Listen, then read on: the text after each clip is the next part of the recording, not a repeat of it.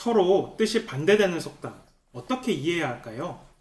제가 이 부모의 어휘력이 자녀의 이해력이라는 책을 쓰면서 속담에 꽤 많은 정성을 들였어요. 3부에서는 속담을 다루는데 보면 책에서도 설명했지만 재밌는 경우가 있어요.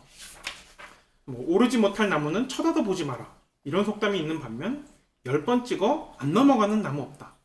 그렇죠? 되게 재미있는 사례잖아요. 두 개가 완전히 반대의 내용을 담고 있어요. 또 그런 얘기가 있죠. 공든 탑도 개미 구멍으로 무너진다. 그럼 공든 탑이 무너지랴와 완전히 반대되는 내용이잖아요. 공든 탑이 무너지려는 공들이면 안 무너진다는 거고, 공든 탑도 개미 구멍으로 무너진다는 어쨌든 공든 탑도 무너질 수 있다, 이런 얘기잖아요.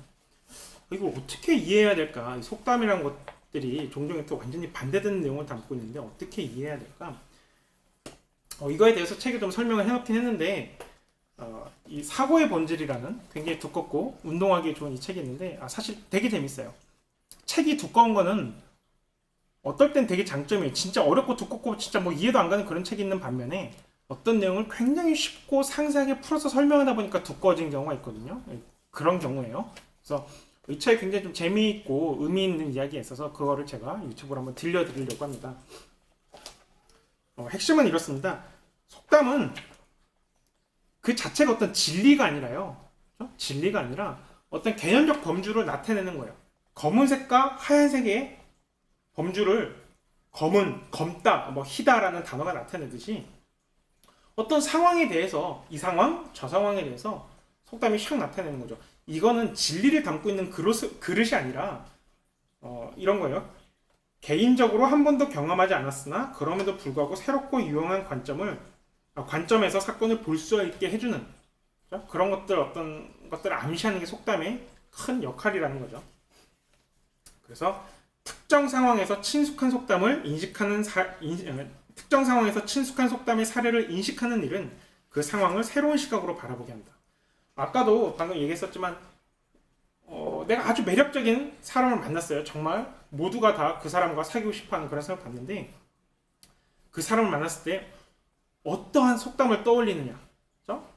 오르지 못할 나무 쳐다도 보지 말라 해갖고 그냥 바로 포기하느냐, 혹은 10번 찍어 안 넘어가는 나무 없다, 이런 속담을 떠올림으로써 막 격렬하게 대시를 하느냐, 그렇죠? 어떤 속담을 떠올리느냐가 그 상황을 어떻게 바라보고 어떻게 행동할 것인가에 대한 영향을 끼칠 수 있다는 거죠. 또 그런 것들을 아주 간명하게 짧은 속담으로 나타낼 수 있는 거고요.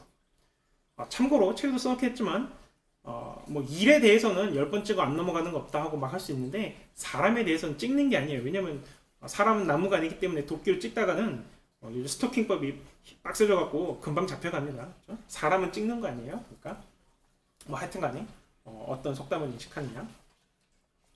그래서 여기서도 이렇게 얘기하고 있습니다. 146페이지에 보면 각각 반대되는 내용을 담은 한 쌍의 속담은 속담 자체가 지닌 진리성이 아니라 상황을 제시함으로써 사건을 설명하는 내용 이상의 것을 깨닫게 하는 속담의 능력, 속담의 가치, 능력, 그런 게 뭐냐면 어떤 범주를, 아주 복잡한 그런 범주를 짧은 문구로서 사람에게 환기하게 하고, 그걸 통해서 복잡한 상황을 간결하게 범주화하는 데 사용되면 그에 따라 상황에 대한 전반적인 태도를 암묵적으로 전달하는 데 그 속담의 가치가 있거든요.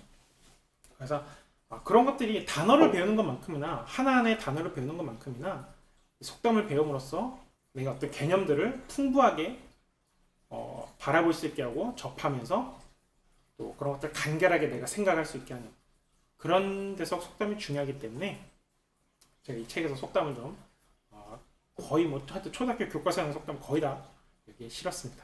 재미있게 보시고 자녀에게 시시때때로 적절한 속담을 알려주세요. 이 상황, 저 상황, 그렇게 맞춰서 하다 보면 자녀가 이와 유사한 다른 상황이 있을 때 유추해서 또 그 속담을 떠올리고 이를 통해서 내가 뭔가 다른 또 통찰을 얻을 수 있는 거죠. 참고로 개미구멍에 공든탑 무너진다, 이 속담과 관련해서 되게 재미있는 사례 중에 하나는, 재미있는 거 아니라 슬픈 사례긴 한데, 증권사들 보면은 증권사 직원이 가끔 키보드로 버튼 하나 잘못 눌러갖고 증권사가 거의 박살이 나는 경우가 있어요. 최근에는 삼성증권 사건이 있었죠. 단위를 원 단위로 줘야 되는 거를 주로, 주식 한 주 이런 걸로 생각하는 바람에 난리가 났어요. 좀 옛날 사례긴 한데 옛날에 한맥투자증권이라고 증권사 직원이 영을 하나 잘못 더듬히는 바람에 회사가 파산을 한 그 사례가 있습니다. 그런 것들 보면은 아무리 여러 사람들이 열심히 공들여서 뭔가를 한다 하더라도 개미 구멍에 하나 박살이 나는 거죠. 그래서 그런 속담을 익히고 어떤 일을 하다 보면 아주 작은 사건, 아주 사소하고 작은 일에도 내가 정성을 들여서 더 꼼꼼하게 할 수 있고, 그렇게 하면 또 나중에 또 공든 탑이 무너지지 않게 되는 거겠죠. 재미있죠? 그래서 속담을 좀 많이 배워두면은 단순하게 시험 문제를 푸는데도 도움이 되거니와 우리 살아가면서 생각을 전개해 나가고 상황을 인식하고 또 응용하고 이런데 굉장히 큰 도움이 될 수 있다. 그런 차에서 속담을 많이 넣었고, 또 여담으로 이 책은 또 여러 사람 분들이 보시니까 조금 내가 지성인으로서 뭔가 좀 교양을 한번 갖춰보고 싶다, 혹은 좀 팔 운동을 많이 하고 싶다 그러면은 사고의 본질, 그리고 유추, 지성의 연료와 불길, 이 제목, 여기 이 부제마저도 굉장히 유추적으로 비유적으로 쓰였는데 한번 읽어보시면 굉장히 재미있는 시간이 될 겁니다.